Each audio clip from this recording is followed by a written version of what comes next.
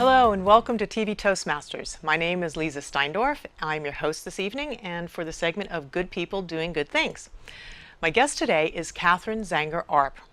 Katherine has worn many hats, including licensed clinical social worker, art teacher, gallery director, grant writer, and program evaluator, to name just a few of her accomplishments, and she's a chronic volunteer, as she says. And today she'll be speaking to us about her work in teaching art in a rather unusual way. Katherine, welcome. Nice to have you. Thank you, Leeza. This is really fun to talk about for me. I came across an opportunity to volunteer in a drug rehabilitation center in the region here. And they actually had gotten an AmeriCorps volunteer to set up a volunteer program. So one person was trying to bring in as much as they could. And in the process, they brought in several different fields, and they were advertising still for an art instructor. And this was really appealing to me, to come in somewhere and use everything I've got, but not have to do paperwork. There's a lot to say for that. That's fun, especially when you're going into a mental health facility or a drug rehab. There's tons of paperwork, and these people all, I think maybe all, but nearly all, have what they call dual diagnosis or comorbidity, where they have more than one thing they're struggling with. Besides the addiction, they might have compulsive obsessive disorder or manic. There's so many possibilities. Anyway, anxiety, depression, on and on. And so as they're clearing their lives out, there's a lot of potential bottled up there. Right. And I have a background in mental health and in art, and it just sounded fun to me to go in and do that. So I went and interviewed and started up. And it took a lot of work to get through the interview process. I'm going to tell people when they go into these institutions and agencies, there's I have a couple inches of booklets with procedures and policies. Oh, wow. And 40 hours of training, and I don't remember how much, but and all sorts of movies and drug testing for myself and getting my smallpox vaccination. And Goodness. There's just a lot to it. And you have to be willing and accepting that's how it works. That's how it works. So somehow, with all of that's involved in getting involved in the volunteer process there, it must be paying off in some way, because you certainly have enjoyed doing it from what you were sharing with me earlier. So what is it about working in that framework or with this particular population that you so enjoy? Well, they're open. These people have suddenly broken loose. They are clean for the first time in a long time, some of them, and they're gone through detox. They are looking at themselves, and they want to put their lives back together, and they're open. And they're also getting a lot of counseling and support. And we originally, when you and I talked, mentioned the word art therapy. I'm not allowed to do any therapy, even though I'm a trained art therapist and a social worker, et cetera, et cetera. But you can't avoid art being therapeutic. Right. And that's the fun part for me, this part of like sneaking in the back door. But so the challenge is I only have them for less than an hour. And a lot of them have to leave sometimes for a drug dosage or a phone call or a counselor check-in. Right. And so they're coming and going. It might be 45 minutes or 40 minutes, and I'm going to introduce them to a new material like watercolor. And so it took me a half a dozen sessions just to figure out how to really introduce and complete a painting in 30 to 45 minutes that they could have fun doing. Right, so fun, and one of the things I love listening to you share about the work you do is that your focus is on fun and on play, which I want to hear more about. Thank you. I'm curious, when most people think about art, they think about the traditional setting, and you have your easel and you have your paints laid out, and more like what we did in school. You know, you have to look at perspective and all these things. So from what I hear from you, that's not what you're doing. There's no running water. Right, okay, all right. So I'm undoing cafeteria tables, getting down to a craft table underneath tablecloths and napkin holders and salt and pepper shakers, and I'm bringing out bins of water and pitchers of water and setting things up and putting all my materials out, and then everything gets packed up and put away. And I have found storage places. But what's great about having a setting like that is it lowers the pressure. It lowers the pressure. They're just in their cafeteria where they are 3 times a day. Right. And I always advertise it as we're going to play with some materials. Very nice. And I have mentioned to you how people, I've even had a 4-year-old tell me this. That was the saddest one, but I can't draw a straight line. And I go, thank you, good. We do not want to see any straight lines. Oh, I that's want to great. see organic things or playful things, or I'm going to show you a bunch of things. And so I keep opening the door of their mind with ideas that aren't how they think of art, because really what we're not doing is art. We're playing with these materials that make marks. So what We're kind just of making marks. That's an interesting way of putting it. You're making marks. So what kind of materials do you use to make these marks, and on what do you make them? Well, I have brought everything from, I just brought in oyster shells the other day, which to the art world and craft world, they make a great little canvas. But, excuse me, usually I use paper. Okay. Once in a while, canvas boards, sometimes driftwood, sometimes rocks, sometimes we do rub leaves, we do leaf paintings. I try to bring in some natural materials. I brought in feathers one time that were real out-in-the-world feathers, not colored or dyed. And people were so excited to get their hands on natural materials.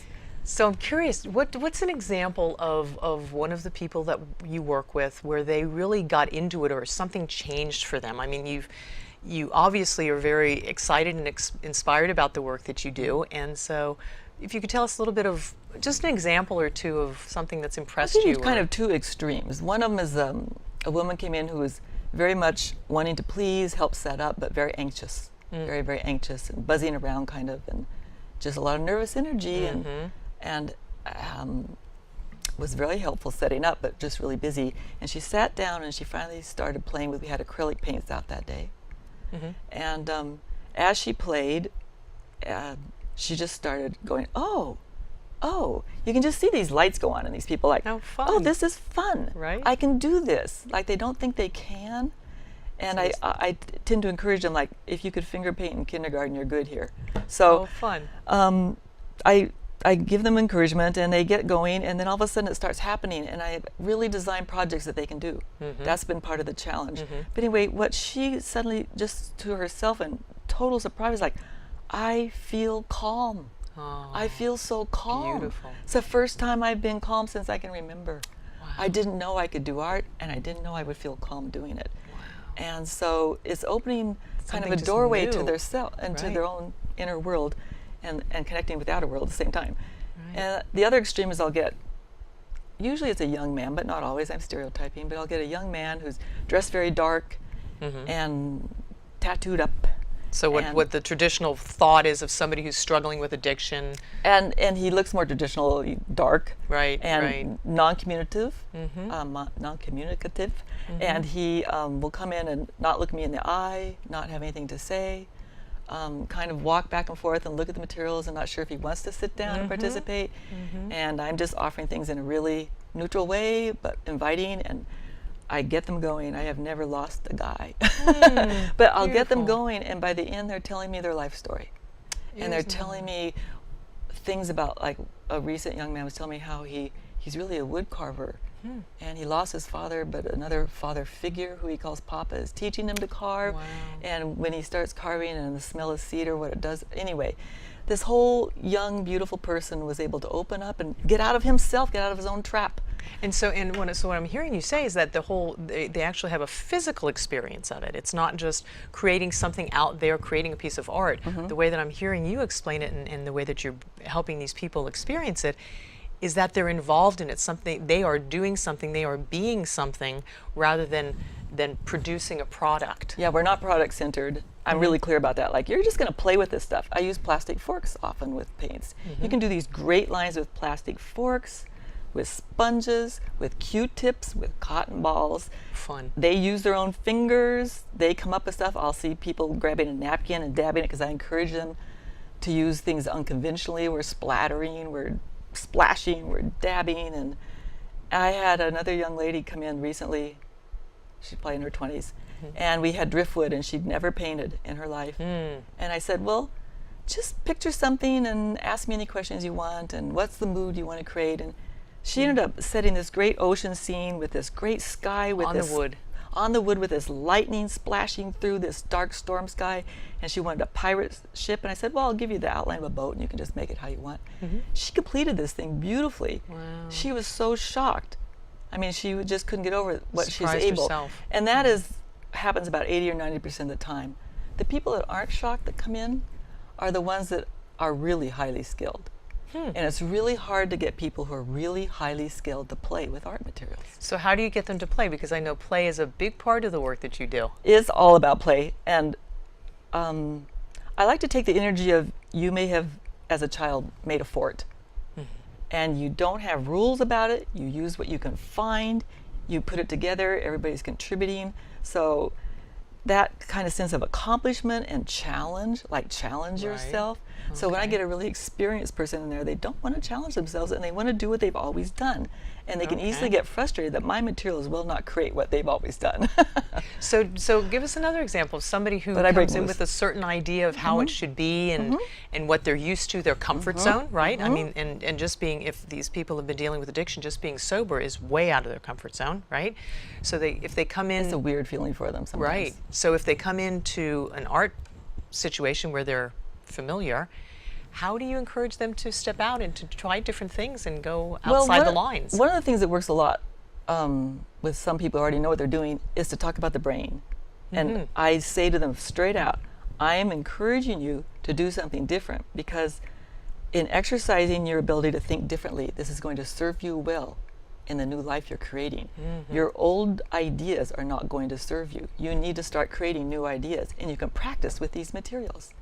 This is a way to start laying down new pathways in your brain and see what it feels like. See what it feels like to be creative instead of stuck in a rut. You got to create some new paths for yourself. Start right here. That's wonderful. You know? So right brain. You're offering left, right. So you're offering them not only this wonderful playground where they can experience things and do things, but actually you're also giving them a cognitive tool. Always. Of, you know, if you look at it, but you're offering that anyway, but you're actually even explaining it to them so that they know, oh, this is what I can do with this. This is how it's going to help me. Well, and I also like to share about the multiple intelligences, about learning styles. I like to weave that through, because it'll come up with one person can say that they can do this but not that, and I go, yeah, but that doesn't mean you don't do art. And I start giving all the examples of people who create beautiful bonsai and florist, or they do nail art, or they do tattoo art, or they do landscaping art, or they do home decorating art, or cake building art. You know, it just goes on. Cars that people, you know, trick out. And so this is all in the art arena, and I can imagine, just listening to you, that there are a lot of people that are going to be listening to this and saying, you know, I'd really love to contribute or support people that are in a life transition of whatever type it might be, or even if not in transition, just people that would like to try something new. What if art's not your thing? What if somebody wants to go out and volunteer and they don't know anything about art? Well, like, what would you suggest? Well, a couple things is, I would suggest follow their own passions. I happen to have a lot of fun doing this, and it's easy, and I'm trained. But another person might have mechanical abilities that can be done creatively. They might be a good cook or a cake maker. People love to decorate cookies. They love to make flower arrangements, or they might want to have help with computers or making photographs, or I mean, there's just so many skills. Maybe they're good at socializing animals. I wouldn't say that you have to do something directly with other humans to be really helpful and to be challenged. The reason it draws me is because it's really hard, but it's still fun. What's hard? The art, teaching the art? Figuring out how to get these people to participate and then grow and learn what I want them to learn, and do it in 45 minutes with a very austere, unsupportive environment. Where we're interrupted by people, where, you know, it's just a real challenging place to teach art. And that's what makes it even more fun for me, because I like that. But I believe that if you aren't challenged some, you will get bored. Right. And my biggest enemy is boredom. I'll take any challenge over boredom any day. I can't imagine that happening for you, being bored. I mean, but I don't want to just go in and have it just sit there and say, okay, I'm going to show you how to do A, B, and C. Sure. I really like to... You want to have fun too while you're doing this with people. I'm having fun too, and Absolutely. It's contagious. And you know, if I have time to say this, our body does vibrate. Even our skeleton is like a tuning fork, and it has a vibration. And it is contagious. And if I get, it's all about the frame of mind I have myself in when I walk in that door. So do something you love, find a place, tell people what you love, and tell them you're offering to do it. You'll stumble across it. Somebody will grab you. I mean, put it out there. And go in with that, this is fun for me, or don't go. That's what I would say. And then you will have great success. And is satisfying. It's very satisfying. So where would somebody go? Let's say that somebody does have a knack for teaching baking or for working with animals. Like, where could one go Or to wood or whatever, yeah. Yeah, whatever, to offer their services and to support other people or to support animals or nature or what have you? That's a great question, and I think most people are more familiar with social media than I am. But you notice I am a senior, and I'm not good at social media, but I did stumble across a long list of volunteer openings on LinkedIn in Portland. Oh, very nice. And I also have seen different publications in the area list volunteer openings. And so if you have something you're kind of interested in, I would track down people who might enjoy that. It doesn't have to be what they do there. It might just be enhancement to what they do. Like senior centers might look for someone. It's a good, I actually... There's so many possibilities. One of my clients, he's really amazing. He goes into senior homes and he reads to them. Yeah. And the interesting thing that he has shared is that sounds great. over time, the morbidity rate in the groups where he reads has drastically dropped. Like, these people are having longevity because they're looking forward to something, right? Yeah, and even if it's just once a week, and they have connection and they have fun, and he has to come in, and if he's sick, they call him, you know, what's wrong? Why aren't you here, Uli? And nice. Yeah, it's a really... That's a great example. Yeah, it's a wonderful thing. Yeah, and I think that as seniors, we tend to maybe not be encouraged to remember what we have to offer. You know, we might feel like, well, I'm a little out of touch, or I haven't trained recently or something, but you have a ton to offer. Everybody does. Every human does. Absolutely. And also physicality, like I do art real physically, and anything you do with people where they get their bodies involved, whatever it is, you could be teaching yoga, I don't care. It's just, it changes everything. That changes the dynamics, that they can do something with you, not just talk. Well, and I know you touched on something, speaking about being a senior, that I've spent a lot of time overseas and in many different cultures, and unfortunately in the American culture not as much. The respect for the various generations and what they have to offer to one another, whether, you know, the young people can help the elders, the younger people, and I think that giving that volunteering. So whether you're a young person and you have some skill sets you want to share, I've started doing stand-up paddleboarding, and so when I've gone to do these classes, you know, there are these 20-year-old young people teaching me I have no idea about. Right. So it's, you know, it's at both ends of the spectrum of what you can share with others. Absolutely. Yeah, I think I volunteered when I was 14 and 16. Beautiful. There were camps for kids that had been abused. I went and volunteered. I never knew I'd be a counselor, but just see what calls you. You know, what you enjoy. I mean, we all have our natural proclivities. So if there's one golden nugget or something that you would like to share with someone that they could change or do in their lives to inspire themselves or inspire others, what would it be? Something that could change. Well, I would say to inspire yourself, start giving. Because it creates such a sense of abundance, and in the process you meet people that inspire you. Yes. And so you don't have to just inspire yourself. You're going to be around all this inspiration. I am incredibly educated and inspired by the people I work with. I learn things as it comes out of my mouth I never heard before, and so it's a growing situation. It's a really inspiring, growing situation. Get out there and do something. Beautiful. Well, thank you You're for sharing welcome. with us, and thank you so much for doing the work that you do in the world. Oh, my pleasure. Thank you, Katherine. You're welcome. So I'm glad to have had Katherine with us here this evening, Katherine Zangar Arp, and I'm your host, Leeza Steindorf. Join us again next time, and be well.